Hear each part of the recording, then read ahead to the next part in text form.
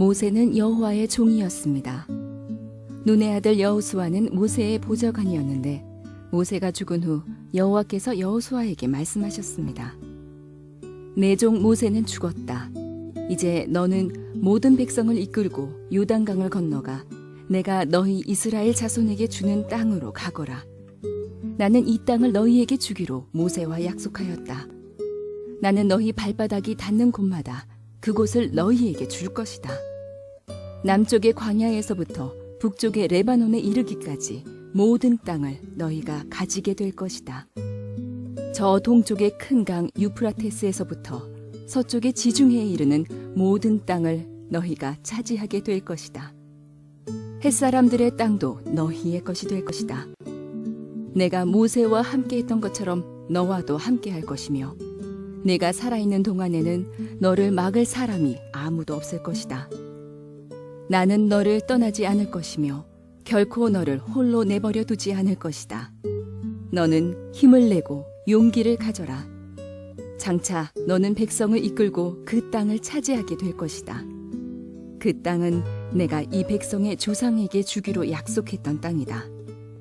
힘을 내고 용기를 가져서 내 종 모세가 너에게 준 모든 가르침을 빠짐없이 지키도록 하여라. 내가 그 가르침대로 행하며 왼쪽으로나 오른쪽으로 치우치지 않고 그대로 지키면 하는 일마다 다 잘 될 것이다. 언제나 율법책에 쓰여 있는 것을 입에서 떠나지 않게 밤낮으로 소리내어 읽어라. 그리하여 거기에 쓰여 있는 모든 것을 잘 지킬 수 있도록 하여라. 그러면 내가 하는 일이 다 잘 되고 또 성공할 것이다. 힘을 내고 용기를 가져라. 내가 명령한 것을 기억하여라. 두려워하지 마라. 내가 가는 곳마다 내 하나님 여호와가 너와 함께할 것이다.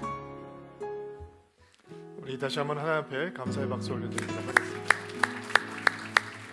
주일 예배에 오신 여러분들 주의 이름으로 환영합니다. 하나님의 은혜가 여러분들 영혼을 회복시키실 줄로 믿습니다. 오늘 플루 소리가 너무 좋네요. 직선해 주신 자매님들에게 감사를 드리고요.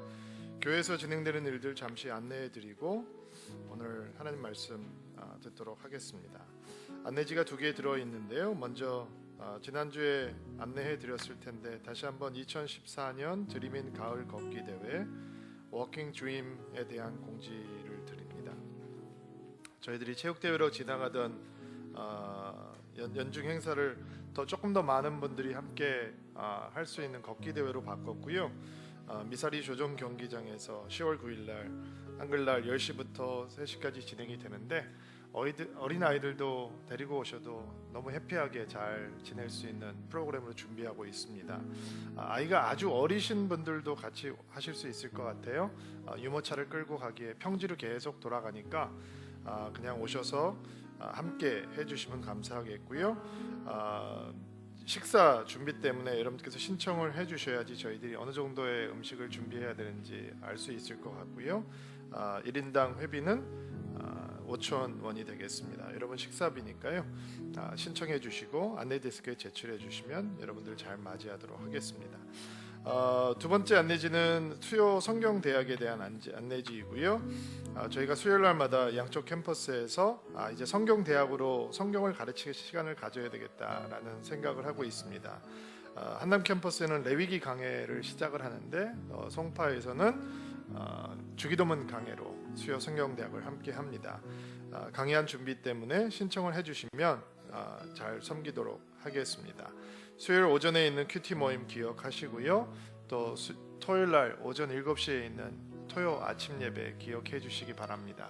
송파 성전이 여전히 기도가 필요하고 기도를 쌓아가야 되는 시간인데 토요일 날마다 함께 모여서 예배를 하고 기도할 수 있는 귀한 시간이 되기를 바랍니다. 이번 주 제자 양육 개강입니다. 신청해 주신 분들은 예수님 체험하는 귀한 시간이 되기를 바랍니다.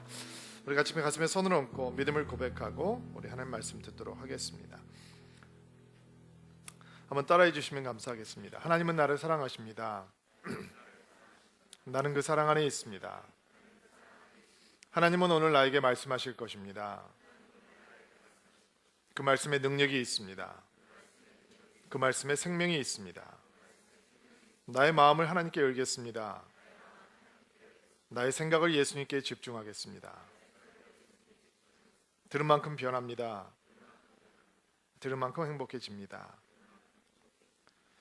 지난주 우리는 약속의 땅을 정탐하고 돌아왔던 정탐꾼들의 이야기를 들어보았습니다. 12명의 정탐꾼들이 가나안 땅을 정탐하는 임무를 완수하고 돌아와서 보고를 했던 장면을 여러분은 기억하실 것입니다. 거기에는 전쟁에 능하고 막강한 무기를 가지고 있었던 거대한 거인 부족들이 있었습니다. 시기적으로 봤을 때는 아마 청동기 시대와 철기 시대의 중간 기간이었을 것 같은데, 그러면 청동기 이 무기를 가지고 있던 부족과는 달리 이제 막강한 철기 문화를 가지고 있던 부족도 있었다라고 상상해 볼 수도 있습니다. 요새화된 성읍도 보았습니다. 요새화됐다라고 하는 것은 360도 성벽으로 둘러싸여 있다라고 하는 뜻이죠. 또 변변한 군사훈련이나 전술훈련을 경험하지 못했던 전직 노예들이 보기에는 가나안 장대한 부족들은 아마 자신들을 죽이고 멸하기에 충분했다라고 판단이 되었던 것 같습니다. 그래서 그들은 스스로를 향해서 우리는 그들이 보기에도 메뚜기 같았다라고 이야기를 했죠. 백성들의 반응은 생각 외로 심각했습니다. 그들은 밤새워 목 놓아 울었다라고 얘기를 하죠. 그리고 새로운 리더를 뽑아서 이집트로 돌아가자라고 얘기를 했습니다. 같은 것을 보고 그러나 전혀 다른 얘기를 하는 두 사람이 있었습니다. 누군지 기억하시나요? 여호수아와, 지난주 이 설교 들으셨죠? 네, 여호수아와 하선님 목사 하셨죠? 이게 다 나온 얘기죠. 여호수아와 갈렙의 말이 달랐습니다. 그들도 거대한 이 거인 부족을 보았고 요새화된 성을 보았고 엄청난 무기들을 보고 왔는데도 불구하고 그들은 다른 이야기를 했습니다. 왜 그들은 다른 이야기를 할 수 있는 것입니까? 그냥 대책 없는, 현실 감각이 없는 사람들이었기 때문에 그런 건 아니겠죠. 그들은 거인 부족도 보았고 요새도 보았지만 또 하나님도 보았기 때문입니다. 다른 사람들은 거인 부족만 보았고 요새만 보았지만 그들은 하나님을 통해서 그것을 볼 수 있었습니다. 이미 그들에게 임해왔던 놀라우신 하나님의 은혜를 통해서 보았기 때문에 약속의 땅을 향해서 나아가자, 하나님께서 그 땅을 우리에게 주실 것이다 라고 믿음으로 고백할 수 있었던 것입니다. 단순한 깡이 아닙니다. 단순한 무지한 용맹이 아니란 말이죠. 그것은 그들이 할 수 있는 최고의 신앙의 고백이었습니다. 믿음의 고백이란 말이죠. 우리는 할 수 있다라고 하는 것이 여호수아와 갈렙이 할 수 있는 최고의 신앙의 고백이었습니다. 자, 이제 우리는 시간을 40년 빨리 돌리기를 해야 합니다. Fast forward. 40년의 시간이 광야에서 헤매고 다니는 시간이었고, 이제 지겨웠던 광야 생활이 끝나고 드디어 예루살렘 백성, 이스라엘 백성들이 가나안 약속의 땅으로 전진해야 될 때가 되었습니다. 모세는 죽고 여호수아는 모세의 뒤를 이어 민족을 이끌어갈 지도자가 되었습니다. 아브라함, 이삭, 야곱에게 약속했던 땅을 여호수아가 취하게 된 겁니다. 말로만 들었던 사건, 내가 너희에게 주리라고 약속한 땅을 내가 너희에게 줄 것이다, 수도 없이 들었는데 이제 그 사건이 여호수아를 통해서 일어나게 되었습니다. 하나님을 향해서 불신을 얘기하던 모든 성인들은 광야에서 죽었습니다. 그러니까 피가 갈렸다는 얘기죠. 제너레이션이 바뀌었습니다. 이제는 하나님 앞에 불평불만을 하지 않는 새로운 제너레이션이 여호수아와 함께 가나안 진군을 위해서 준비되어 있었습니다. 어떻게 보면 굉장히 감격이 되는 장면인 겁니다. 하나님께서 모세에게 그렇게 죽도록 불신하던 사람들은 다 광야에서 죽게 하시고 새로운 세대를 일어나게 하셔서 하나님의 약속을 땅에 향해서 나아가게 하신다. 얼마나 감동이 있는 장면입니까? 근데 오늘 읽은 본문 말씀을 보면 살짝 고개를 갸우뚱하게 합니다. 왜 고개를 갸우뚱하게 하느냐? 지난주에 우리는 겁에 질려 있는 정탐꾼들의 보고 속에서 보석처럼 빛나는 여호수아의 고백을 보았습니다. 안 됩니다. 할 수 없습니다. 우리는 메뚜기 같을 것입니다. 가도 소용없습니다. 거기는 거인이 있습니다. 우리는 그들을 이길 수 없습니다. 그 땅은 우리를 집어 삼키는 땅입니다. 라고 얘기했던 사람들 가운데서 하나님께서 우리에게 자비를 베풀어 주시면 우리는 승리할 수 있습니다. 여러분, 아말렉 전쟁에서 이 모세의 기도로 여호수아가 승리한 다음에 이 하나님께서 모세에게 이 사건을 여호수아의 귀에 외워 들리게 하라라고 했던 얘기 기억나시나요? 우리 모세 시리즈를 할 때 나왔던 얘기인데, 전쟁에 이긴 다음에 이것들을 모든 백성에게 전하여서 일러 주어라. 기도해서 이기게 되었다. 하나님께서 승리하게 하셨다. 그리고 여호수아에게는 이것을 귀에 들려서 외우게 하라라고 말씀하셨어요. 그리고 그는 똑같은 것을 보고 와서 용기를 얘기할 수 있었고, 믿음을 얘기할 수 있었고, 승리를 얘기할 수 있었어요. 근데 오늘 본문을 보면, 오늘 본문의 메시지가 뭐예요? 겁먹지 마라. 두려워 마라. 겁먹지 마. 용기 내. 힘내. 이게 오늘 하나님께서 여호수아에게 주고 있는 메시지거든요. 근데 지난주에 만났던 여호수아의 모습은 용기가 필요 없는 모습이잖아요. 용기 있어요. 할 수 있다고 얘기한다고요. 다른 사람들은 전부 다 할 수 없다라고 얘기할 때 여호수아는 자기가 나아갈 수 있다라고 얘기했다고요. 그렇게 얘기했기 때문에 사람들이 백성들이 여호수아와 갈렙을 돌로 쳐서 죽이려고 했어요. 그렇지만 갈등하지 않았어요. 우리는 할 수 있습니다라고 얘기를 했었거든요. 근데 40년이 흘렀어요. 그리고 막상 약속의 땅으로 들어갈 때가 되었어요. 그런데 하나님께서는 여호수아에게 뭐라고 말씀하고 계시냐면, 두려워하면 안 돼. 걱정하지 마. 힘내. 용기를 내. 도대체 여호수아에게 무슨 일이 있었길래 하나님께서 이렇게 잔소리를 하시듯이 끊임없이 반복적으로 똑같은 메시지를 주고 계시는 걸까? 1절 말씀 같이 한번 볼게요. 1절 말씀 시작. 모세는 여호와의 종이었습니다. 눈의 아들 여호수아는 모세의 보좌관이었는데 모세가 죽은 후 자, 옛날 개혁 성경을 보면 첫 번째 등장하는 단어는 모세가 죽은 후에, 어느 순서를 보면 조금 더 정확한 표현이죠. 모세가 죽은 후에. 여러분, 성경에서 누가 죽은 후에라고 얘기가 나올 때는요, 그 사람의 죽음과 지금 진행되고 있는 사건이 밀접한 관계가 있다라고 하는 것을 이해하셔야 돼요. 예를 들자면 이사야서 6장에 보면 우시야 왕이 죽던 해라는 얘기가 나오거든요. 그때 이사야가 하나님의 소명을 받는 거예요. 자, 그러면 이사야가 콜링을 받는 것과 우시야 왕이 죽은 것이 밀접한 관계가 있다는 거예요. 우시야 왕과 이사야는 친인척 사이예요.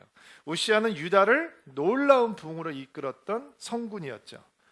그리고 유다를 부흥으로 이끌어뒀던 영적인 리더였어요. 그리고 이사야가 우시야 왕을 몹시 신뢰하고 따랐던 것 같아요.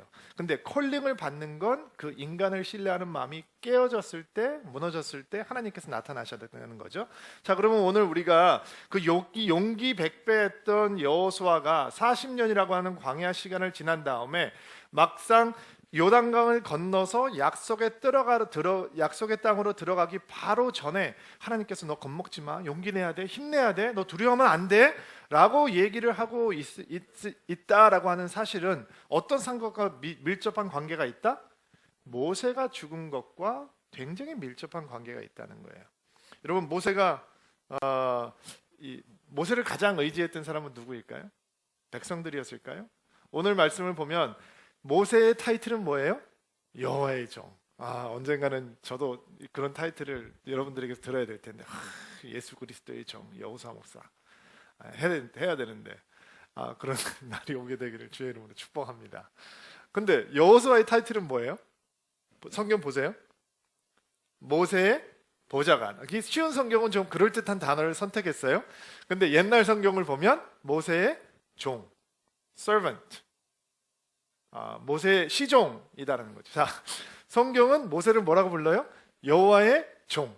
여호수아는 뭐라고 불러요? 모세의 종. 이게 끝발이 차이가 나는 거예요. 이게 진짜 차이가 있는 거예요. 그리고 두 사람이 가지고 있던 위상의 이 차이가 그대로 느껴지세요? 모세는 40년을 이집트의 궁궐에서 최고의 교육과 문화를 누렸던 사람이고 여호수아는 노예로 태어나서 노예로 살아가는 사람이었어요. 같은 밥을 먹는다고 같은 수준이 아닌 거예요. 그런데 40년 동안 여호수아에게 가장 막대한 영향력을 끼쳤던 사람이 누구일까? 당연히 모세였겠죠. 모세가 시내산에 올라가서 율법을 받을 때 여호수아는 동행했어요. 그가 하나님을 향해서 대면하고 보았을 때 여호수아는 그 옆에 있었어요. 성막을 떠나지 않고 기도하는 것을 배웠어요.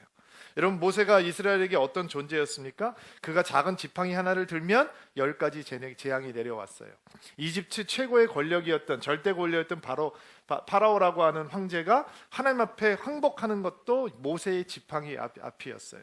여러분, 홍해가 가로막혔을 때 모세가 그 지팡이를 드니까 홍해가 갈렸어요. 그리고 마른 땅처럼 건넜어요. 그리고 또 지팡이를 드니까 물이 멈춰서 이집트 군사들이 깡그리 죽게 되었어요. 모세가 광야에서 기도하면 반석에서 물이 솟아났어요. 사람들이 고기를 먹고 싶다고 불평을 할 때 모세가 손을 들고 기도하면 메추리떼가 하늘에서 떨어지기 시작하는데 고기 먹고 싶다고 하는 사람 허리까지 차오도록 메추리가 떨어졌어요. 여러분, 누가 그걸 제일 잘 기억하고 있을까요? 당연히 여호수아죠. 모세의 종 여호수아, 그를 항상 함께 있었던 여호수아, 십계명을 가지고 하는 이 시내산에 내려오던 그의 리더 모세가 금송아지를 만들어서 우상 숭배를 하고 있는 모습을, 이스라엘 백성들의 모습을 보면서 하나님께서 직접 하나님의 손끝으로 세워주신 십자가판을 그냥 날려버리는 것도 본자가 여호수아예요. 자, 근데 성경은 여호수아서를 처음 시작하면서 모세가 죽던 때, 죽은 후에라고 얘기를 하죠. 지금 여호수아가 굉장히 위축돼 있고 두려움에 사로잡혀 있고 전전긍긍하고 있는 모습을 보게 되는데, 그것은 적에 대한 두려움은 아닌 것 같아요. 적에 대한 두려움이었다면 지난주에 보았던 성경은 존재해서는 안 돼요. 40년 전에도 여호수아는 그들의 적군을 두려워하지 않았어요. 그러면 하나님께서 끊임없이 얘기를 하고 있는 이 두려움의 실체는 무엇일까? 여러분, 다른 두려움이 생겼던 것 같아요. 여호수아에게. 과연 내가 이 백성을 온전히 이끌고 갈 수 있을까? 내가 해낼 수 있을까? 모세는 해냈지만 그분은 나하고 다른 분이고, 그분은 하나님을 눈으로 본 분이고, 나는 그렇지 않아. 내가 해낼 수 있을까? 그런 사람을 향해서도, 그런 모세를 향해서도 사람들은 끝없이 불만을 하고 불평을 하고 끊임없이 비난하고, 사람들이 불꽃에 살아서 죽어지는데도 불구하고 끊임없이 모세를 대적했는데, 과연 이 사람들이 나 같은 사람을 쫓아올까? 나도 저들과 마찬가지로 노예 출신인데, 나는 어떤 교육도 제대로 받지 못했는데 내가 할 수 있는 것이 무엇이 있을까? 자신의 부족함에 대한 두려움, 모세라고 하는 거대한 리더에 비교했을 때 드는 위축감, 열등감, 이런 것들이 여호수아를 사로잡고 있었던 것 같아요.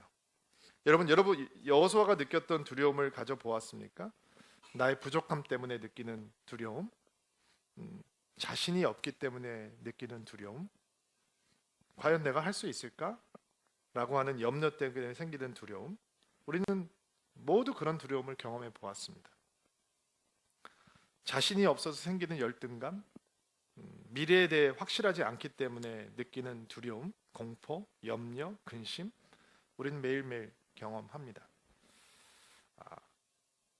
탁월한 지도자와 함께 있었기 때문에 느끼는 두려움, 좋은 멘토가 있기 때문에 느끼는 위축감, 이런 것들 우리는 직장 생활을 하면서, 학교 생활을 하면서 경험하게 됩니다. 저는 신학교 때 마크라고 하는 좋은 친구가 있었습니다. 이 친구가 캐나다 출신 젊은이였는데, 키도 뭐 저보다 한 5, 6cm는 크고, 이렇게 딱 보면 꼭 조각같이 생긴 형제였어요. 이렇게 누구를 모델로 삼아서 사진을 찍거나 그림을 그리면 이런 사람을 해야 된다. 왜 이렇게 코가 오똑하고 눈이 쑥 들어가고 눈이 파랗고 이런, 머리는 금발이고, 이런 멋진 이 백인의 모습을 가지고 있는 친구였어요. 그럼 보통 우리는 얼굴이 잘생기면 머리가 나쁠 거라고 생각을 하죠. 그러면서 이제 위안을 받으려고 해요. 근데 저희 클래스 탑이었어요. 뭐 얼마나 스마트한지. 그리고 운동도 잘해요. 같이 쉬는 시간에 운동을 하면 뭐 다른 사람들이 갖게 근접할 수 없는 출중한 몸놀림을 가지고 있어요. 성격도 좋아요. 모든 사람들에게 친절하고 모든 사람들과 가까워요. 그리고 대화를 하면 그 신학의 깊이나 지식의 깊이가 놀라워요. 클래스에서 디스커션을 많이 하는데 우리들은 얘기를 하면 5분, 10분 동안 설명해야 될 얘기를 그 친구는 이렇게 두세 센텐스를 가지고 정확하게 표현을 하고 우리는 항상 입을 벌리고 그 얘기를 들었었어요. 굉장히 좋아했었죠. 많은 시간들을 대화하고 많은 시간들을 나눴어요. 그 친구도 저를 좋아해 주었어요. 저는 그 친구를 좋아했던 이유가 그 친구가 나를 그 친구의 수준으로 늘 대우를 해줬다는 거죠. 우리 같은 사람들은. 근데 그게 지혜였어요. 그는 누구를 만나든지 우리 같은 사람들은 이라고 하는 표현을 썼었어요. 그리고 졸업이 된 다음에 저는 그 형제를 목사가 된 다음에 만났어요. 거대한 봉우리가 되어 있었어요. 캐나다에서 이제 주목받는 젊은 목회자로. 그런 사람들 앞에 서면 위축감이 들어요. 저는 언젠가 그분의 교회에 와서 설교를 해줄 수 있느냐라는 요청을 받았어요. 저는 망설이지 않고 no 했어요. 왜 no 했냐? 가서 설교하기 싫어서가 아니라 그 사람과 비교되는 것을 제가 견딜 수 없었어요. 그래서 저는 여호수아의 두려움을 너무 잘 알아요. 설교도 잘 이렇게 청해 줄 때 잘 딱 가야지 잘못 가면 설교 열심히 하고 이거 뭐야라는 생각이 듣기 때문에 가기 싫었어요. 그래서 저는 하나님께서 여호수아를 격려하고 힘내라, 용기를 가져라, 두려워하지 말라, 내가 너와 함께 하리라고 하는 말씀이 왜 필요한지 너무 잘 알아요. 저는 서울드림교회를 개척하기 전에 아프리카 우간다에 가서 집회를 인도했어요. 그때 저는 바로 이 두려움에 사로잡혀 있었어요. 내가 할 수 있을까? 교회를 개척한다고 하면서 교회를 사임했지만 나 아는 사람 아무도 없고 할 수 있을까? 두려워하고 있었어요. 그리고 그때 하나님께서 저에게 주셨던 말씀이 여호수아서 1장 말씀이에요. 제가 못 알아들으니까 가는 곳마다 하나님께서 주셨어요. 저는 피그미족 여자분을 처음 만나봤는데요. 불과 몇 달 전까지 옷을 벗고 그냥 정글에서 살던 사람이었대요. 근데 예수를 믿고 옷 입고 이제 여자들이 모이는 컨퍼런스에 참석을 하신 게 된 거예요. 피그미족, 이게 조그만 이렇게 난쟁이족 있잖아요. 영어도 할 줄 모르고 하는 분인데 제가 강의를 한 다음에 저한테 오더니 이렇게 얘기를 하는 거예요. 김 목사님, 내가 당신을 위해서 기도해도 되겠습니까? 그래서 저는 그게 아프리카식인 줄 알았어요. 아프리카 한 번도 안 가봤으니까. 그러더니 그 여자가 기도를 하는데 이 여호수아서 1장 말씀을 통으로 외워서 저에게 기도를 해주는 거예요. 그래서 여호수아서 1장 말씀이군요 라고 얘기를 했더니 그 옆에서 통역을 하고 있던 사람이 이 사람은 성경을 한 번도 본 적이 없는 사람입니다 라는 얘기를 하는 거예요. 근데도 제가 잊어버렸어요. 왜냐하면 두려움에 사로잡혀 있으니까, 열등감이 있으니까, 위축감이 있으니까, 내가 할 수 없다라고 생각해. 과연 내가 이것을 할 수 있을까라는 두려움에 사로잡혀 있으니까 성경을 한 번도 본 적이 없는 피그미족 여자가 예수를 믿은 지 몇 개월 안 돼서 외국에서 온 목사를 향해서 기도를 하면서 여호수아서 1장 말씀을 통역을 해줬는데도 불구하고, 기도를 해줬는데도 불구하고 제가 몰랐어요. 근데 가는 곳마다 사람들이 저한테 기도를 해준다 그러는 거예요. 그래서 이 아프리카 성도들 진짜 훌륭하다. 근데 그게 아니었어요. 그냥 하나님께서 저를 위해서 준비하고 계신 거였어요. 그럼 기도해 주십시오라고 하면 손을 들고 여자들이 막 자기 스와힐리 언어로 기도를 하는 거예요. 통역을 해주면 똑같은 말이에요. 너는 두려워하지 말라, 걱정하지 말라, 염려하지 말라, 내가 너와 함께하리라, 내가 밟는 땅을 너에게 주리라, 용기를 가져라 하는 말씀이에요. 근데 이게 7번, 8번 반복되면서 제가 떠나기 전날 마지막 어떤 자그마한 아프리카 교회에 가서 예배를 드리기 위해서 갔는데요. 그 예배에 가서 정말 제가 충격이었어요. 첫째, 예배 시간이 11시인데 저를 1시에 데리러 왔어요. 2시간 동안 호텔 로비에서 기다렸어요. 그래서 왜 1시에 왔냐 그러니까 자기가 조금 준비하는데 늦었다는 거예요. 그래서 갔더니 성도들이 기다리고 있는 게 아니에요. 갔더니 성도들이 그때 우리 목사가 왔다라고 모여들기 시작하는 거예요. 그리고 예배를 3시간을 드리더라고요.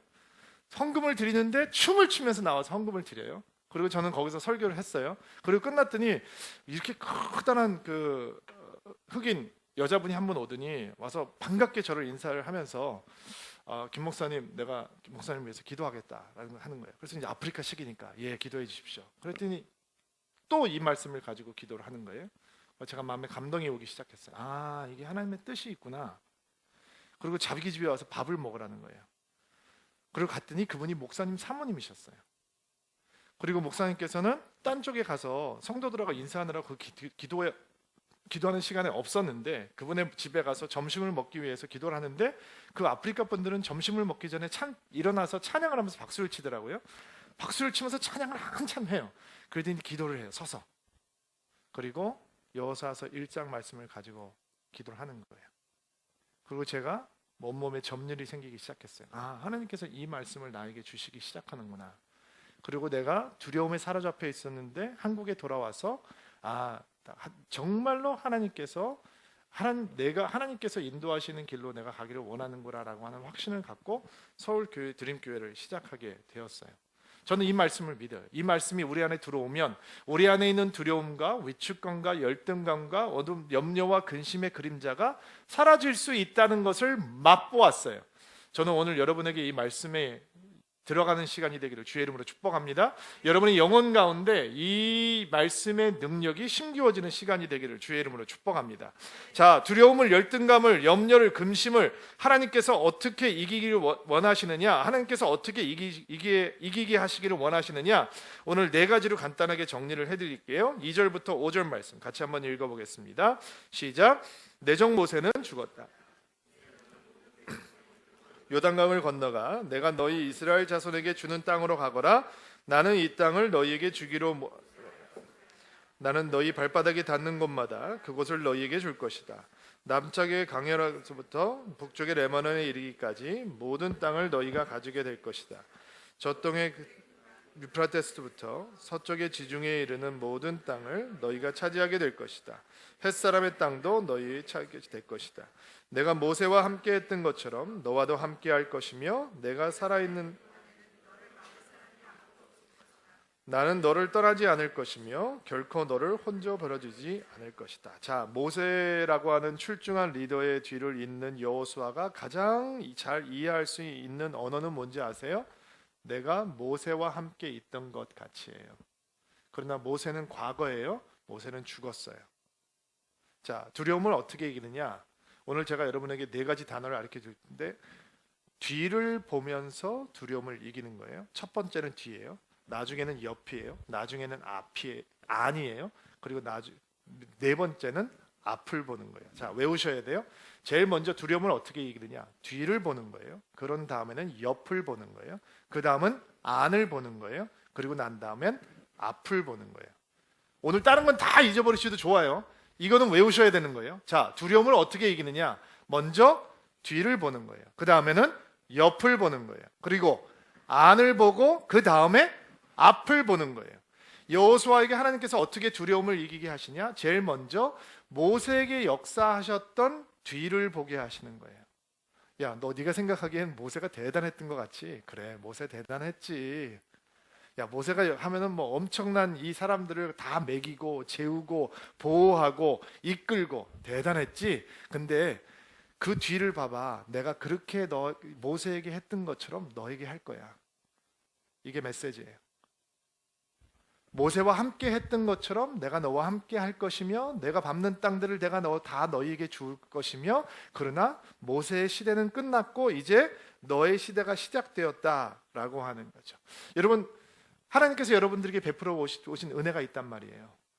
하나님 어떻게 하실 거예요? 지금 저한테 어떠려고 이러세요? 이게 아니고 여러분이 아무리 힘들고 어려운 상황을 만나더라도 지금 그 상황을 보지 아니하시고 뒤를 보시면 이미 하나님께서 베풀어 오신 은혜를 보시면 하나님께서 지금까지 여러분을 구하시고 터치하시고 만지시고 회복시키시고 치유하시고 인도하시는 게 보인단 말이에요. 지금 어려운 상황 속에 들어가 있을 때는요, 절대로 바깥으로 나가는 방법이 보이지 않아요. 마음이 무겁고 어려울 뿐이에요. 그러니까 미래는 우리가 가본 적이 없기 때문에 제일 먼저 할 수 있는 일은 뒤를 보는 거예요. 하나님께서 이미 행하셨던 일들을 보기 시작하는 거죠.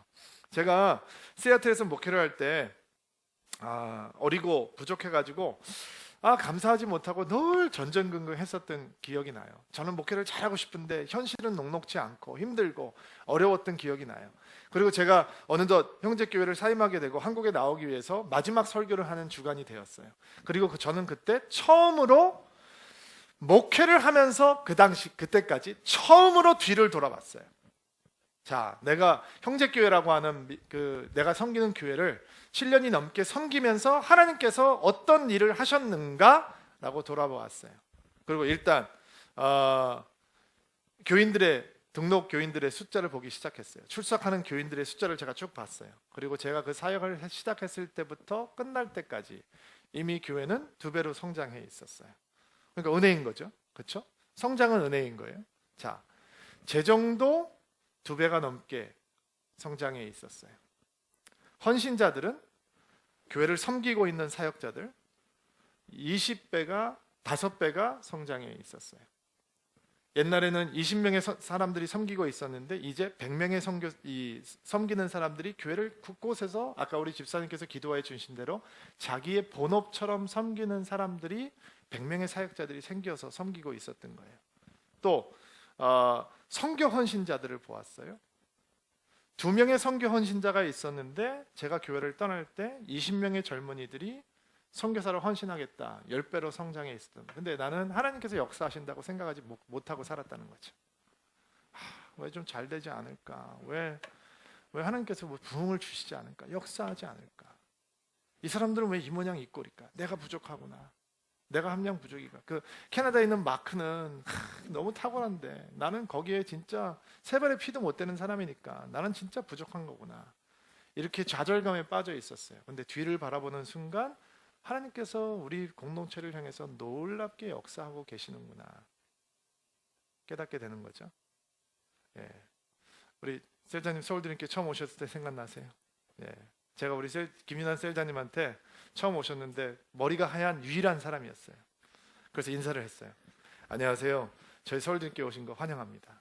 그랬더니 우리 셀자님이 웬 청년이 참 예의가 반듯하다라고 생각을 하셨대요.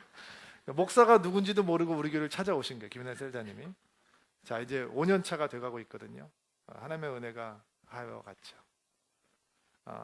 저희 교회 셀은 4명이서 시작했어요.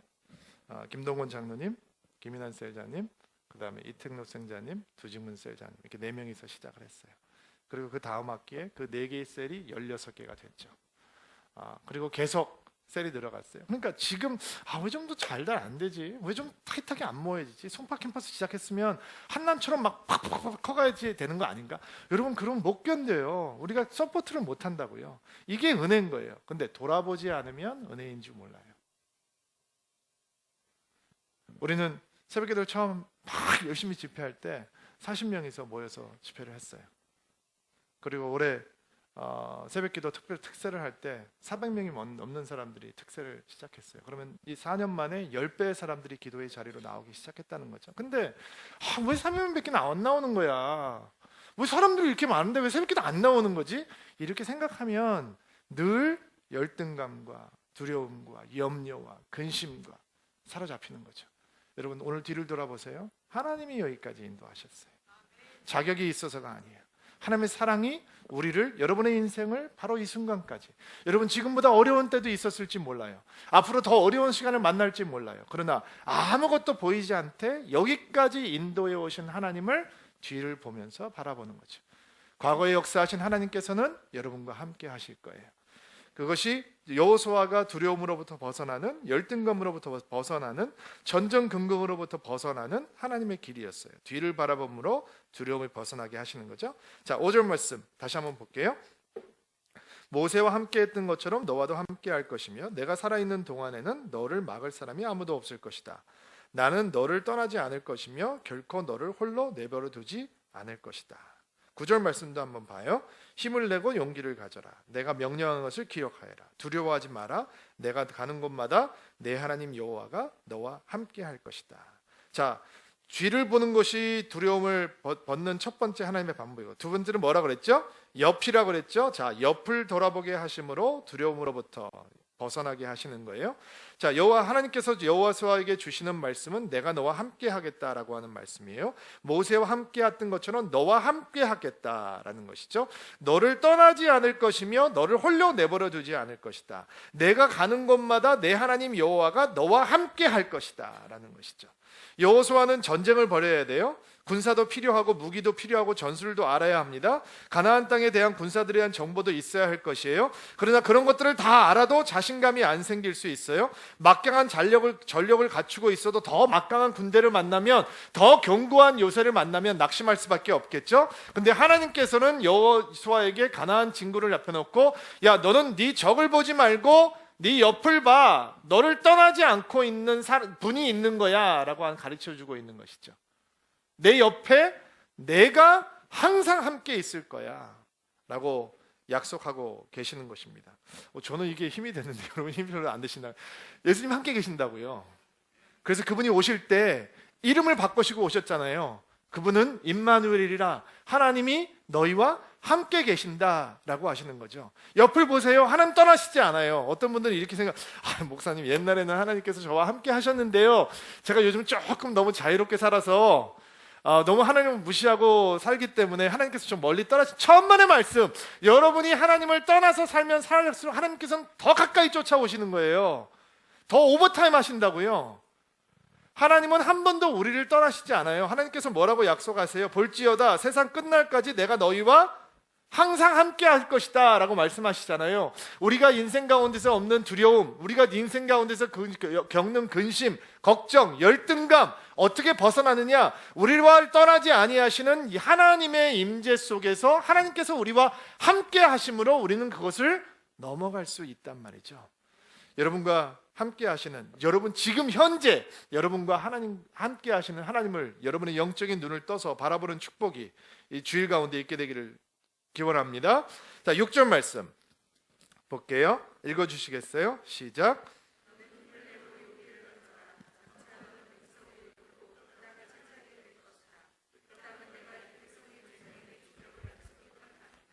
자, 세 번째는 뭐라 그랬죠? 첫 번째는 뒤를 보는 것이고, 두 번째는 옆을 보는, 항상 함께 하시는 하나님을 옆에 계시는 하나님을 보는 것이고, 세 번째는 안을 보는 거라고 말씀을 드렸어요. 안을 보게 함으로 약속으로 두려움을 극복하게 하신다라는 것이죠.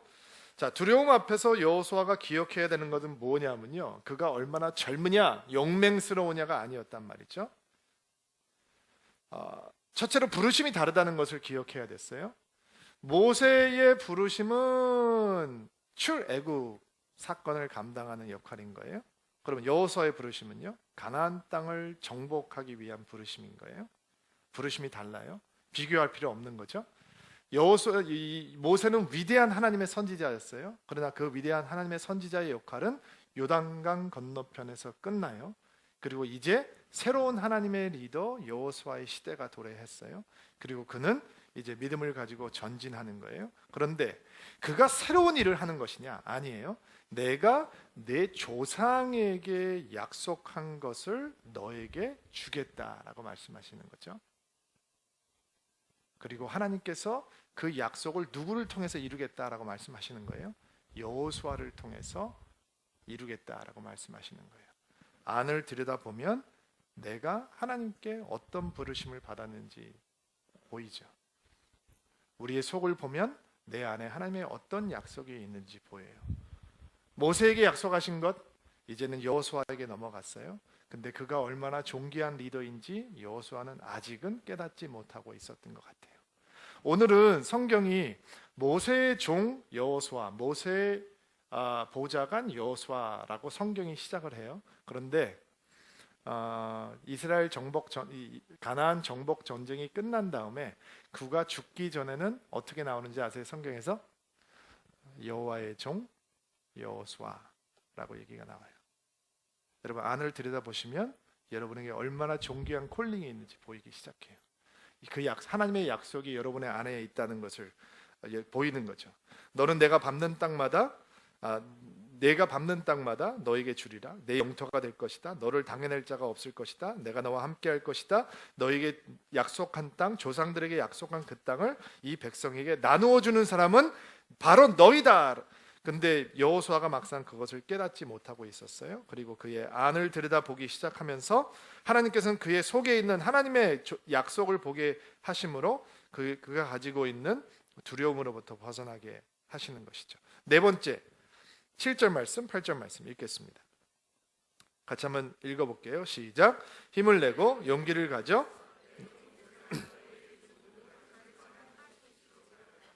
내가 그 가르침대로 행하며 왼쪽으로나 오른쪽으로나 치우치지 않고 그대로 지키면 하는 일마다 다 잘 될 것이다. 언제나 율법책에 쓰여 있는 것을 입에서 떼어나지 않게 밤낮으로 소리내어 읽어라. 그리하여 거기에 쓰여 있는 것을 잘 지킬 수 있도록 하여라. 그러면 내가 하는 일이 다 잘 되고 성공할 것이다.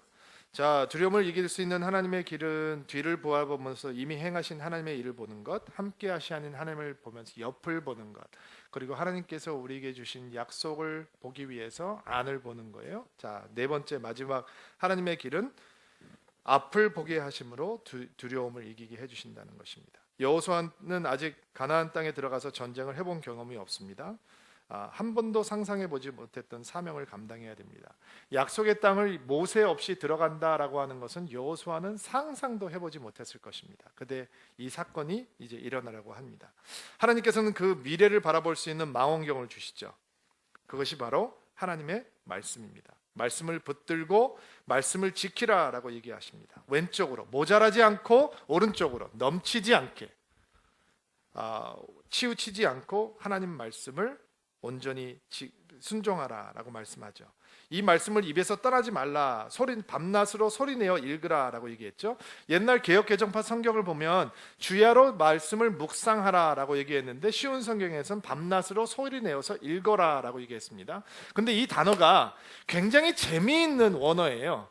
여기에 나오는 그 묵상이라고 하는 단어는 히브리어로 어떤 단어냐면 짐승이 맹수가 먹이를 붙들고 아주 맛있게 먹는 그 모습, 어떤 이 고기 덩어리를 가지고 막 개걸스럽게 맛있게 먹고 있는 모습을 하가라고 얘기를 하는데, 이 묵상이라고 하는 단어가 바로 하가라고 하는 단어예요. 또 이 단어는 언제 사용을 하냐면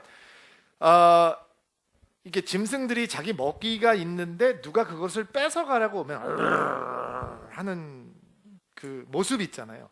그 모습을 으르렁거리면서 자기 먹이를 지키려고 하는 모습을 하가다라고 표현했어요. 그러니까 지금 주의 말씀을 주야로 묵상하라라고 하는 얘기는 뭐냐면 그것을 맛있게 먹으면서 빼앗기지 않으려고 지키려고 하는 모습을 하나님께서는 보여주고 계시는 거예요. 자, 그것이 어떻게 미래를 보는 망원경이냐? 여러분 타임머신을 태워드릴게요. 여러분 미래가 어떻게 될지 너무 궁금하시죠? 여러분 앞으로 10년이 지나고 20년이 지나면 어떻게 될지 궁금하시죠? 그거 보여드릴게요. 오늘요. 제가 타임머신 태워드릴게요. 말씀을 통해서 여러분의 미래를 보시는 거예요. 자, 신명기 28장 우리 자막을 통해서 읽을 텐데 여러분 또박또박 선포하듯이 같이 한번 제가 한 절 읽고 여러분 한 절 읽고 좀 읽을게요. 조금 긴데 그래도 여러분 스스로를 향해서 한번 선포하면서 읽어보겠습니다. 여러분은 여러분의 하나님 여호와께 온전히 복종하시오. 내가 오늘 여러분에게 주는 여호와의 모든 명령을 부지런히 지키시오. 그러면 하나님 여호와께서 여러분을 땅 위에 어떤 민족보다 더 크게 해주실 것이요.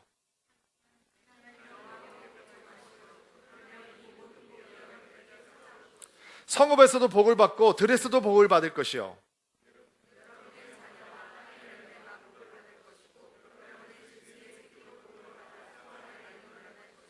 여러분의 광주리와 반죽 그릇이 복을 받을 것이요. 여러분께서는 여러분의 여러분의 적을 이길 수 있게 해주실 것이요. 그들이 한 길로 쳐들어와서 7길로 도망갈 것이요.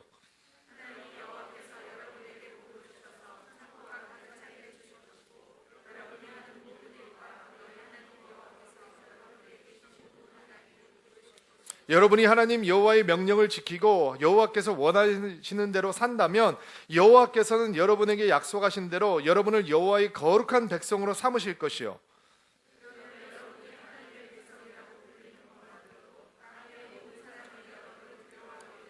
여호와께서 여러분에게 주시겠다고 여러분의 조상에게 약속하신 땅에서 여러분을 부자로 만드실 것이요, 여러분의 자녀가 많아질 것이요, 여러분의 짐승이 새끼를 많이 낳을 것이며 땅도 열매를 많이 맺을 것이요.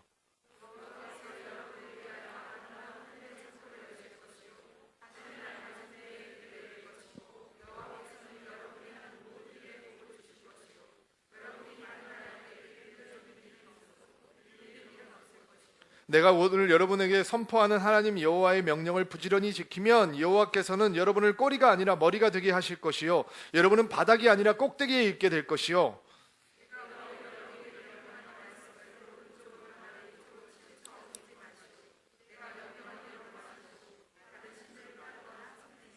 아멘. 망원경이 보여주는 거죠. 여러분이 앞으로 어떻게 될 거냐? 지금 말씀이 보여주는 거예요. 여호수아가 아직 가나안 땅에 들어가지 않았고 전쟁도 아직 진행되지 않았지만 하나님께서는 미리 망원경을 보여주시는 거예요. 내가 너희에게 주는 말씀을 하가하면 붙들고 그 말씀을 즐기고 그 말씀대로 거하며 그 말씀을 지키려고 으르렁대면서 거기 안에 거하면, 좌우나 치우치지 아니하면, 주의 말씀대로 순종하고 따라가면 내가 네 미래를 보여주겠다라는 거예요. 너는 잘 될 것이며, 너는 승리할 것이며, 너는 나의 복 가운데 거할 것이며, 너는 나가도 복을 받고 들어가도 복을 받을 것이며, 너의 적은 한 길로 쳐로 들어왔다가 7길로 도망갈 것이며, 너는 머리가 될지언정 꼬리가 되지 않을 것이며, 바닥이 아니라 머리가 될 것이다, 꼭대기에 될 것이다 라고 하는 말씀이 있는 거죠. 이게 기복이냐? 아니죠. 약속이죠. 그리고 하나님께서는 두려움을 앞을 바라보게 하시면서 극복하게 하시는 거죠. 여러분이 어떤 인생의 현장에 있든지 이 말씀의 망원경을 통해서 미래를 바라보시면 여러분에게 하나님의 용기가 충만할 줄로 믿습니다. 용기란 두려움이 사라지는 것이 아닙니다. 두려움이 있을 때 용기의 진가는 발휘가 되는 것입니다. 하나님의 용기가, 하나님의 은혜가 뒤를 바라보는, 그리고 옆을 바라보는, 안을 바라보는, 그리고 앞을 바라보는 드림인들에게 항상 함께하게 되기를 주의 이름으로 축복합니다. 같이 한번 기도합시다. 주님, 오늘도 주의 말씀을 아멘으로 받습니다. 두려움이 존재하는 인생의 현장에서 하나님의 용기로 충만한 드림인들이 되게 도와주옵소서. 예수님의 이름으로 기도하옵나이다.